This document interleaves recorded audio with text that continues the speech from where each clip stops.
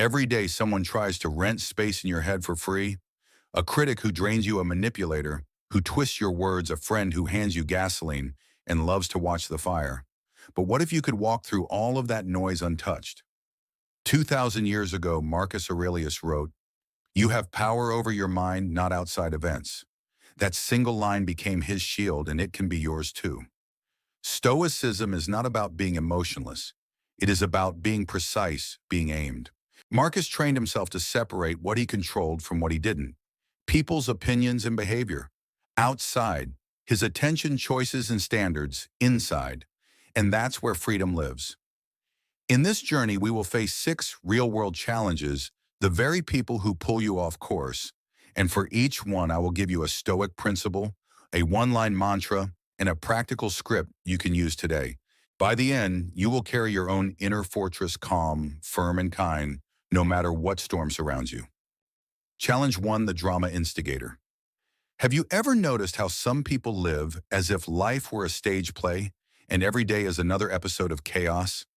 They invite you into their story, hand you a script you never asked for, and before you know it, your calm morning becomes their emergency. The Stoics warned us about this kind of entanglement.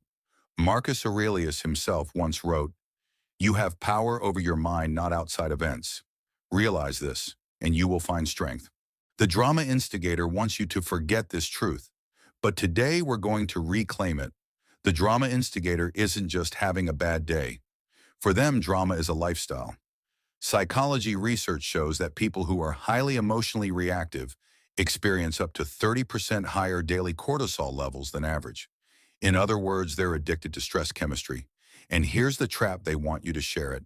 They don't feel alive unless they can drag others into their whirlwind. Maybe it's that colleague who turns a minor project delay into a full-blown disaster. Or maybe it's the friend who can't send a single text without 3 exclamation points and a crisis update. They feed on attention. And every time you reply, "What's wrong? Are you okay?" you hand them the currency they crave. Your calm mind becomes collateral damage. The Stoics saw this clearly. They called it indifference to externals, not because they didn't care about people, but because they understood that attention is finite. If you invested in chaos, you bankrupt your inner order. Epictetus put it bluntly, "If someone succeeds in provoking you, realize that your mind is complicit in the provocation." Drama can knock on your door, but only you decide whether to open it. Think about Marcus Aurelius. He carried the weight of an empire with wars at the borders and politics in the Senate, and yet he carved out quiet mornings to write his meditations. Imagine that the ruler of Rome, surrounded by turmoil, still refusing to be hostage to other people's noise. That is your model. Here's the mantra you carry with you: I will not sponsor chaos. Your attention is like an investment account. Every minute you spend on drama compounds into stress. But every minute you protect compounds into serenity, clarity, and progress.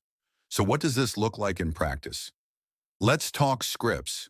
When the drama instigator calls you at midnight with, "I need you right now," your response is simple: "I'm not available for this right now.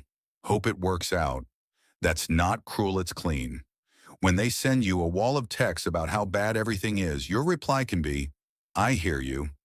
I've got to stay focused on my work right now." Short, kind, boundary intact. Remember Marcus again. The tranquility that comes when you stop caring what they say, or think, or do, only what you do. And because philosophy must be lived, not just admired here, are exercises to ground you. First, time box your availability. Choose sacred hours, maybe early morning, maybe late evening, and declare them drama-free. No calls, no urgent texts. Guard them as you would guard gold. Second, start an anti-drama journal.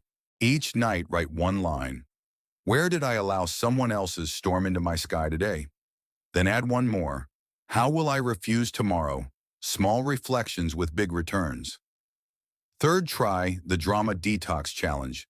For 7 days, don't initiate the question, "How are you feeling?" with known drama instigators. You'll be shocked at how many spirals never begin. Finally, practice the walk-away ritual. When you sense the drama rising, physically move. Take a short walk around the block. Reset your nervous system. Signal to yourself, "I choose my state." And remember, this is not just about annoyance. A University of California study found that repeated negative social interactions increase the risk of depression by 40%.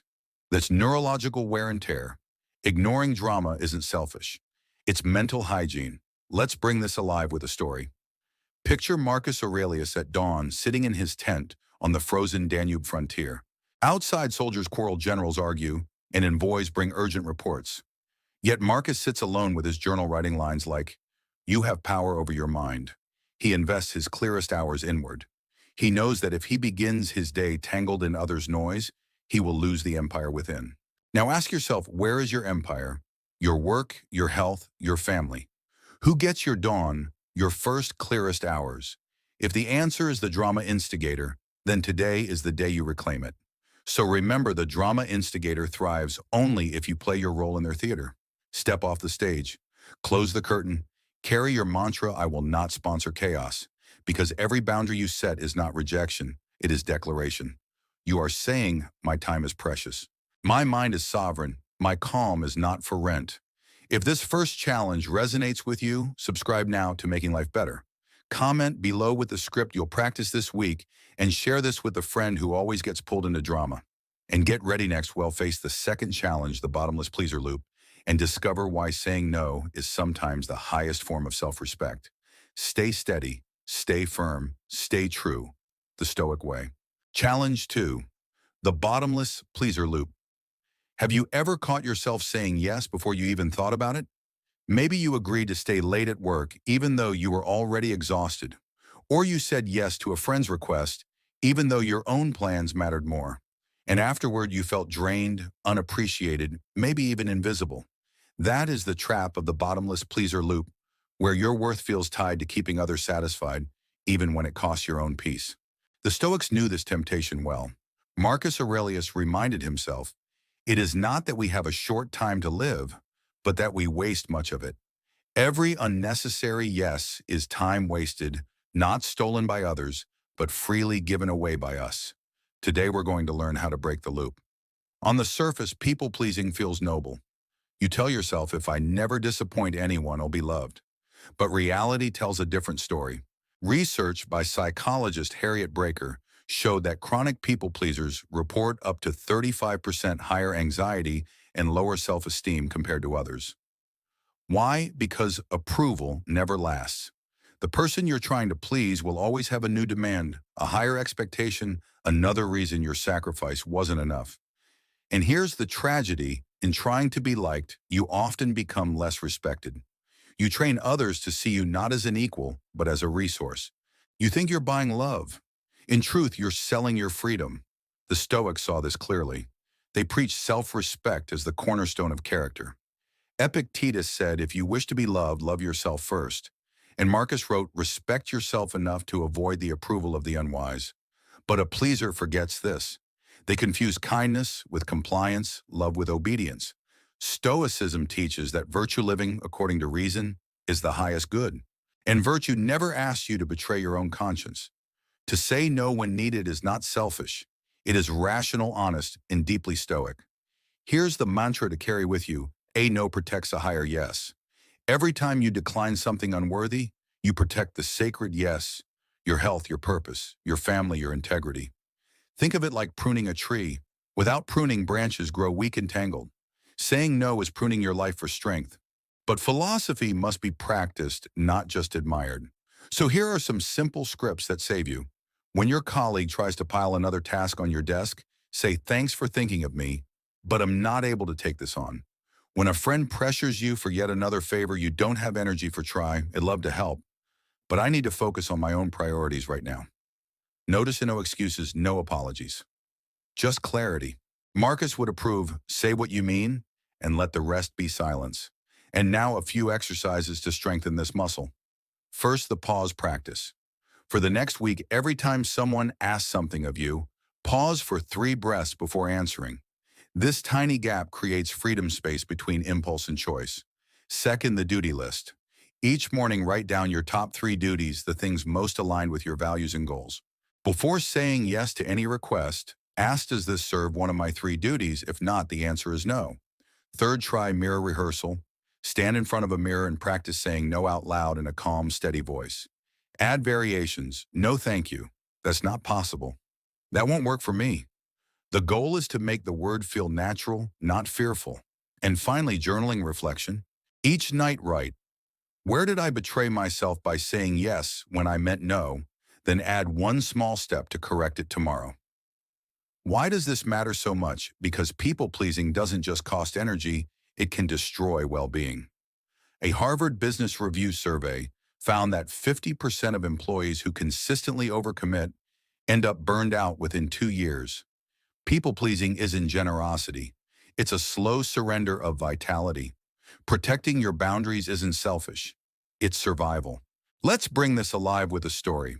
Imagine Marcus Aurelius as a young man surrounded by tutors, generals, family, all pressing their expectations on him.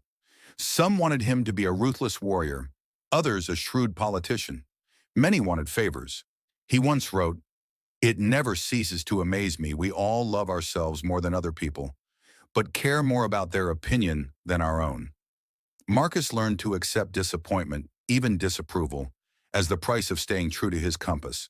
Imagine the courage it took not just to lead an empire, but to quietly say no to voices that wanted him to be someone he was not. That same courage is available to you. So here's the closing reflection. Every yes you give writes a line in your life's story. Are you writing that story or letting others dictate it? Pleasers think they're keeping peace. But Marcus reminds us, not every piece is worth the price. Your mantra is simple. A no protects a higher yes. Speak it, live it, and watch respect for yourself and from others begin to rise. If this second challenge resonated with you, subscribe to Making Life Better. Share in the comments the situation where you most need to practice no, and send this to a friend who always overcommits. Next, we face challenge 3, the Dream-Naysayer, the critic who laughs at your ambitions. And there we'll learn why ignoring them might be the most powerful fuel for your future. Stay steady, stay firm, stay true. The Stoic way. Challenge 3, the Dream-Naysayer. Think back to a moment when you shared your dream with someone. Maybe you told a colleague about the business you wanted to start, or you confided in a family member about changing careers, writing a book, or running a marathon. And instead of encouragement, what did you hear? That's impossible. Who do you think you are? Don't waste your time. These are the Dream-Naysayers, the voices that try to shrink your vision down to the size of their fears. Marcus Aurelius faced them too. He wrote, "The opinion of 10,000 men is of no value if none of them knows anything about the subject." Today, we're not only going to learn how to ignore the naysayers, we're going to learn how to transform their doubt into fuel. Naysayers are everywhere, and their words matter more than we'd like to admit. Psychologists at Carnegie Mellon found that negative social support reduces success rates in personal goals by almost 30%. Think about that. If your circle laughs at your ambitions, you are statistically far more likely to quit. Why does this happen? Because humans mirror belief.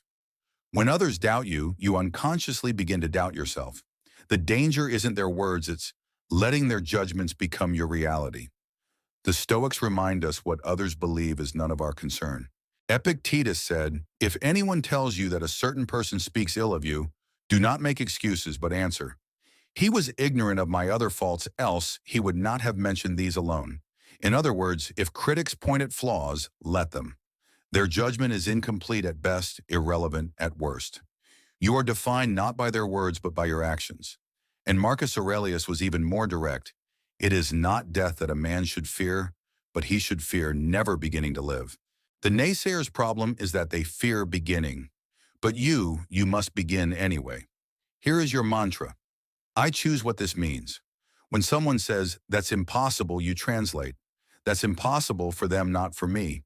When they laugh, you remind yourself their laughter means nothing about my path. Judgment is optional. Meaning is chosen. So what do you say when the naysayer shows up? Keep it clean and simple. When someone scoffs at your idea, respond with "Ill-test it" and let the results speak. If they press, use a boundary line. "I'm not looking for input on this, thanks." No defense, no debate. Remember, Marcus, waste. No more time arguing what a good man should be. Be one. Likewise, waste no more time arguing what a dream should be. Build it. And because wisdom without practice is only theory, Here are tools to anchor this mindset. First, practice premeditatio malorum, the premeditation of evils. Before pursuing a goal, write down 3 likely obstacles and your planned response. This way, when criticism comes, it doesn't shock you, it finds you already prepared. Second, build an evidence folder. Collect progress, small wins, data points, compliments, anything that proves you're moving forward. When doubt, either yours or theirs, shows up, open it and remind yourself progress is real. Third, start a reframe journal. Each time someone says impossible, write it down and then complete the sentence with "for them, not for me." This transforms their limitation into your declaration. Fourth, try a week of silent proof. No arguing, no defending, just action. Dedicate 7 days to progress and let your work speak for you. Why is this so powerful? Because evidence shows shielding yourself from constant negative feedback boosts performance. A Stanford study found that people who filtered out naysayers while learning new skills improved 22% more than those who kept chasing external validation. Ignoring naysayers isn't arrogance, it's a protective strategy. Now picture this. Marcus Aurelius on the frontier, his army camped in the freezing north. Soldiers murmur that Rome cannot withstand the barbarian tribes. Advisors whisper, it's hopeless. Yet Marcus writes, if it is endurable, then endure it. Stop complaining. He doesn't argue. He doesn't beg for belief. He organizes. He prepares. He moves forward. That's your model. Do not debate those who say it can't be done. Build quietly until results make debate unnecessary. Here's your closing reflection. The Dream-Naysayer's voice is loud but irrelevant. What matters is your choice of meaning. You can let their doubt shrink you, or you can let it sharpen you. Remember your mantra, I choose what this means, and let every impossible become the echo of someone who never dared to begin. If this challenge speaks to you, subscribe to Making Life Better. Share in the comments the dream you're protecting and send this to a friend chasing something bold. And get ready. Next, we'll face the manipulator, the person who twists guilt and urgency into chains. And we'll learn how Stoicism cuts them loose. Stay calm, stay firm, stay kind. The Stoic way. Challenge 4, the manipulator. Imagine this: someone asks you for a favor and immediately something feels off. Their tone is urgent, their words dripping with guilt. I can't do this without you. Or they push you for a decision. I need your answer now. Deep down, you know it's not fair. And yet somehow you say yes. That is the mark of a manipulator. Marcus Aurelius once wrote, the mind that is anxious about future events is miserable. Manipulators thrive by creating that misery, urgency, guilt, fear, and then presenting themselves as the solution. Today, we'll learn to see through the disguise and to walk away free. Manipulators play a psychological game. They create an imbalance of power where their needs are urgent and yours are secondary. They lean on guilt trips. In fact, a study published in the Journal of Personality and Social Psychology found that guilt is one of the strongest motivators for compliance. People under guilt pressure are 50% more likely to agree to unwanted requests. And manipulators know this instinctively. They'll act helpless one moment, aggressive the next. They wear whatever mask bends you fastest. And the danger is simple: if you accept this as normal, your life slowly becomes service to their script. But Stoicism cuts through manipulation with clarity. Epictetus wrote, no man is free who is not master of himself. Manipulators want mastery over your choices. The Stoic goal is self-command. Your yes and your no must spring from reason, not pressure. Marcus reminded himself, if it is not right, do not do it. If it is not true, do not say it. Applied here, if the request feels unfair, your duty is to decline. Truth does not bow to guilt. Here is your mantra. Urgency is not an emergency. Manipulators will try to collapse your decision space to make you feel you must answer immediately. Your job is to expand it. Time and perspective dissolve manipulation's power. So let's talk about scripts that save you. When someone presses with an unfair request, you can calmly ask, does this seem fair to you? That flips the mirror back on them. When someone tries to rush you into a decision, reply, I'll think about it and get back to you tomorrow. No instant yes, no pressured compliance. You reclaim time and with it sovereignty. Remember Marcus, most of what we say and do is unnecessary. Remove it, and you will have more time and tranquility. Remove manipulation, and tranquility returns. And because clarity grows through practice, here are 4 practical exercises. First, the delay rule. Never agree to major requests on the spot. Create a personal rule, a minimum of 24 hours before committing. Second, the fairness question. Before you say yes, ask yourself, would this be fair if reversed, if not decline? Third, the commitment log. Keep a written record of your obligations. When manipulators claim you never do enough, show your log. Facts cut through guilt. And fourth, role spotting. Notice how they act with others. Are they generous with some cruel with others? Journal these patterns. The more clearly you see their tactics, the less power they hold. Why is this so essential? Because resisting manipulation directly improves your quality of life. Research from the University of Michigan found that people who regularly resist manipulative tactics reported 23% higher life satisfaction than those who routinely complied.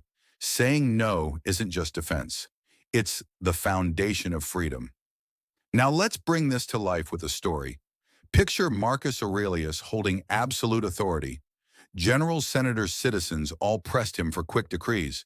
A hasty yes could mean war, famine, or injustice. And yet Marcus paused. He wrote, if you seek tranquility, do less. Or rather, do what's essential, which brings a double satisfaction to do less and better. Think of that, the emperor of Rome surrounded by urgency, slowing down decisions despite immense pressure. If he could wait, so can you. Delay isn't weakness, it's wisdom. Here's your closing reflection. Manipulators feed on speed, guilt, and confusion. You starve them with clarity, patience, and self-respect. Remember your mantra, urgency is not an emergency. When you slow down, you regain power. When you question fairness, you reclaim dignity. When you say no with calm, you cut the chain. So if this lesson opened your eyes, subscribe to Making Life Better. Comment with the line you'll use the next time someone pressures you, and share this with someone who struggles to resist manipulation. And get ready, because next, meet the label keeper, the person who insists you remain who you once were. And there you'll learn the Stoic art of outgrowing the past. Stay calm, stay firm, stay kind. The Stoic way. Challenge 5. The label keeper. Have you ever gone back to your hometown, seen an old friend or relative, and suddenly felt yourself shrink? They remind you of who you used to be, awkward, reckless, insecure. And in an instant, it feels like no matter how much you've grown, they still see you through the old lens. These are the label keepers, the people who refuse to update the story they hold about you. Marcus Aurelius faced this too. He wrote, other people's mistakes belong to them. Their opinions are their burden. Do not carry it. Today, learn how to release ourselves from labels and step fully into the self we are still becoming. Labels are sticky. Maybe your family still calls you the lazy one, even though you now work harder than anyone else. Maybe a teacher once called you not smart enough, and that voice echoes decades later. Psychologists at Stanford found that people who internalize negative identity labels score 20% lower in resilience when facing new challenges. Why? Because the mind clings to old scripts even when they no longer fit. The real danger is conformity, living down to someone else's outdated judgment. As Marcus reminded himself, it is not what they say, but what you choose to accept. The question is simple: will you live by their script, or will you write your own? The Stoics teach us that character is defined by present choices, not past labels. Epictetus advised, don't explain your philosophy, embody it. The way to escape old roles is not to argue, but to live so clearly that your life itself becomes the correction. Marcus returned to this truth daily. You have power over your mind, not outside events. Other people's labels, outside. Your choices today, inside. And that is where freedom lives. Here is your mantra I permit myself to outgrow. You are not betraying anyone by changing. Growth is not disloyalty. Growth is life. So how do we respond when confronted by the label keeper with calm honesty? When someone tries to drag you back into an old role, say, that's who I was. Here's who I'm practicing to be. When family teases you for being the same old, you reply, I've been working on changing that. Thanks for noticing. No arguments. No defensiveness, just truth. Marcus himself said, "Be tolerant with others, but strict with yourself." You cannot control their story, but you can control yours. And because labels lose their grip through action, here are 4 practical exercises. First, the view from above meditation. Imagine your life from 10,000 feet up. From that altitude, old labels look tiny, almost absurd.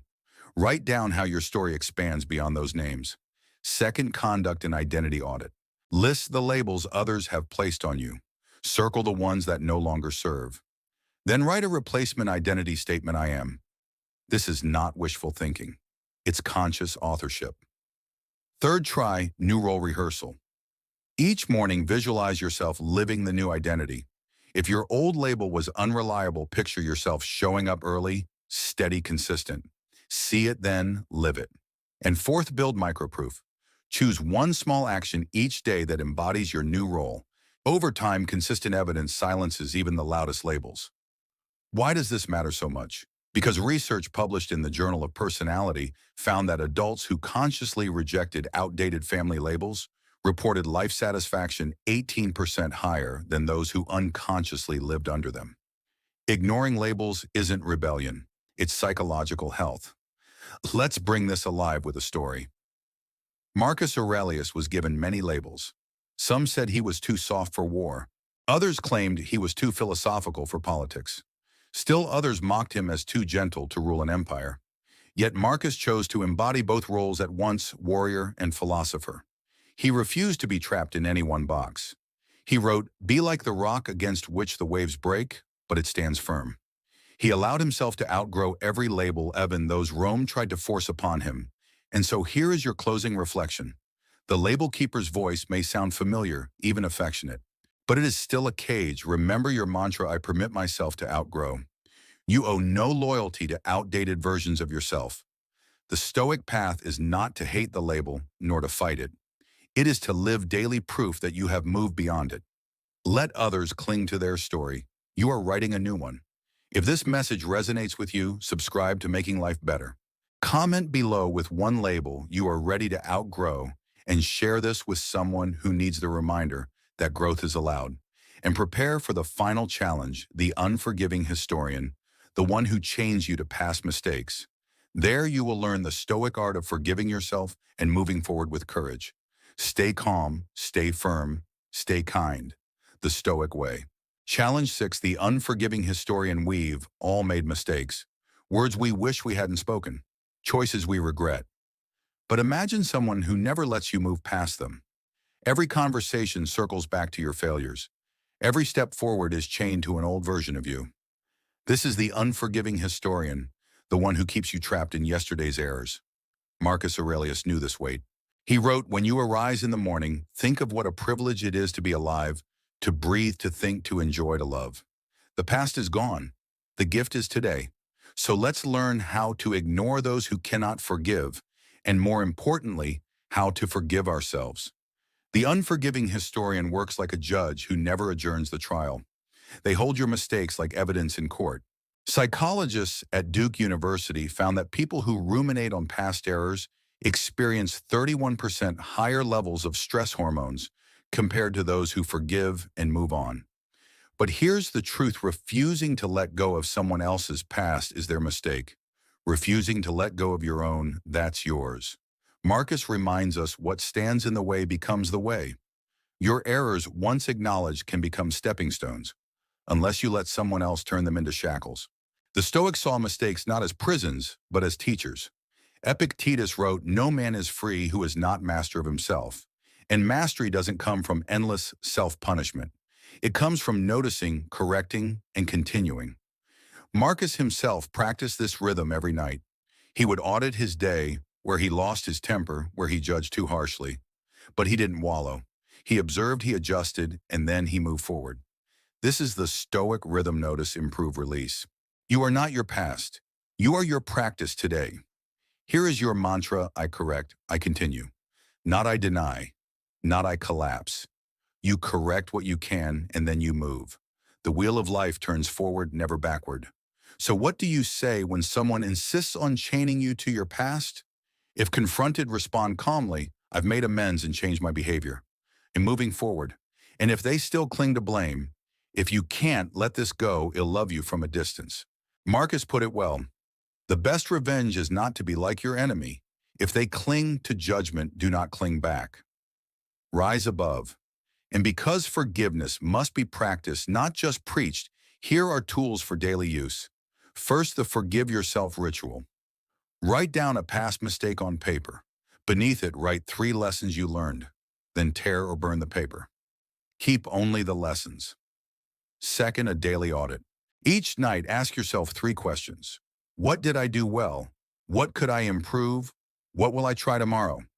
No self-torture, just self-training. Third, the 100 repetitions rule. Choose a behavior opposite your old mistake. Practice it 100 times. Let consistency erase the record. And fourth, the future anchor. Write a letter from your future self 5 years ahead describing how you moved beyond the mistake. When guilt resurfaces, read that letter. Why does this matter? Because forgiveness heals. A study from the University of Wisconsin found that people who practice self-forgiveness after mistakes showed 27% lower depression scores and higher resilience. The evidence is clear. Forgiving yourself is not weakness. It is medicine. Now picture Marcus Aurelius at night, lamplight, flickering pen in hand. He reflects on his day. Perhaps he lost patience. Perhaps he judged unfairly. He notes it calmly like a doctor diagnosing a patient. He writes, "Do not be ashamed of help. It is your task to be good, not perfect." Then he closes the journal. He sleeps, and the next morning he begins again. No self-condemnation, only steady correction. That is Stoic forgiveness. So here's the closing reflection. The unforgiving historian may never release your past, but you can.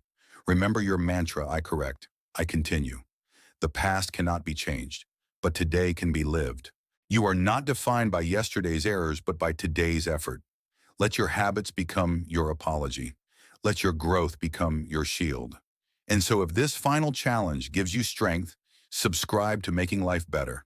Comment below with one mistake you're ready to forgive yourself for, and share this with someone carrying too much guilt. Together we face 6 challenges: the drama instigator, the bottomless pleaser, the dream-naysayer, the manipulator, the label keeper, and the unforgiving historian. Each one tries to pull you away from your true path. But with Stoicism and with Marcus Aurelius as our guide, you now hold an inner fortress. Calm, firm, and kind. Stay calm, stay firm, stay kind. The Stoic way. Marcus Aurelius reminded us, the best revenge is not to be like your enemy. You don't rise by fighting noise with more noise. You rise by becoming untouchable, unshakable, immune to chaos. If this journey helped you build your inner fortress, subscribe to Making Life Better. Comment below with the one script you'll practice this week, and share this with someone who needs stronger boundaries. Remember, peace is not given, it's practiced. Walk lightly, carry standards, be unshakable.